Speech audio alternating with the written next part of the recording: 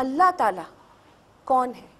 اللہ وہ ہے کہ تمام ملائک اس کی عبادت میں مصروف رہتے ہیں، اس کو ہمارے سجدوں کی بھی ضرورت نہیں ہے، یہ سجدے بھی اس نے ہم کو ہمارے لیے دے دیے کہ ہماری زندگیاں سنور جائیں۔ اچھا یہاں پہ ایک بات میں تمہیں بتا دوں، فرشتوں کو ان کی عبادت کا ثواب نہیں ملتا، یہ ان کی ڈیوٹی ہے، یہ ان کا کام ہے، ہم کو ہماری عبادت کا ثواب بھی ملتا ہے۔ اب اللہ تعالیٰ کو کیونکہ محبوب کی بات کر رہے ہیں،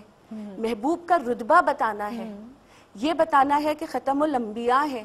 یہ بتانا ہے کہ انبیاء کے سردار ہیں، یہ بتانا ہے کہ میرے کتنے عزیز ہیں،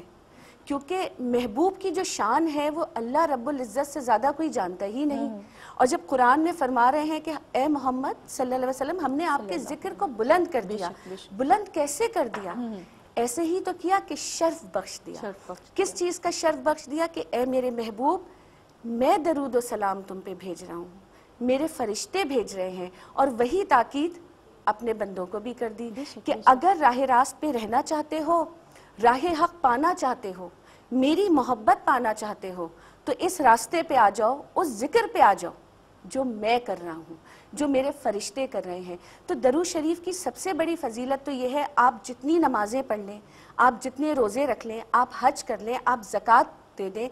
کوئی بھی وہ چیز نہیں ہے، یہ سب آپ باری تعالیٰ کے لیے کر رہے ہیں۔ صرف درود شریف پڑھتے ہوئے ہر مسلمان اس ذکر میں شامل ہو جاتا ہے جو اللہ تعالیٰ اور ملائک فرما رہے ہیں۔ تو اس کی سب سے بڑی فضیلت تو یہی پہ ثابت ہو گئی کہ جس کے ذکر کو بلند کر دیا، اس کے ذکر کو بلند ہی ایسے کر دیا کہ خود بھی ذکر فرما دیا، فرشتوں کو بھی کہہ دیا، کیونکہ دیکھو درود شریف جو ہے نا وہ زندگیوں کو بنانے والا ہے۔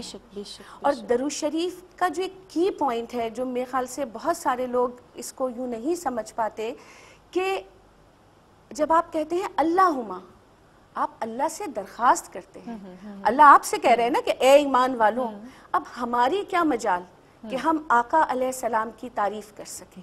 نہ ہمارے کردار ایسے، نہ ہماری زبانیں ایسی، تو کیا ہم ہر درود شریف شروع کرنے سے پہلے اپنے رب سے دعا مانگتے ہیں کہ اے میرے رب تو پہنچا دے، اے میرے رب تو یہ کام کر دے، تیری طرف سے سلام عرض ہو۔ ہم مطلب اتنی خوبصورت یہ بات ہے کہ دیکھو جب اللہ سے دعا مانگتے ہیں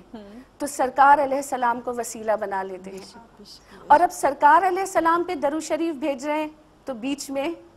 رب آ گیا۔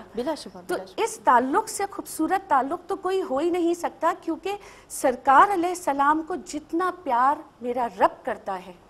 کوئی کر ہی نہیں سکتا۔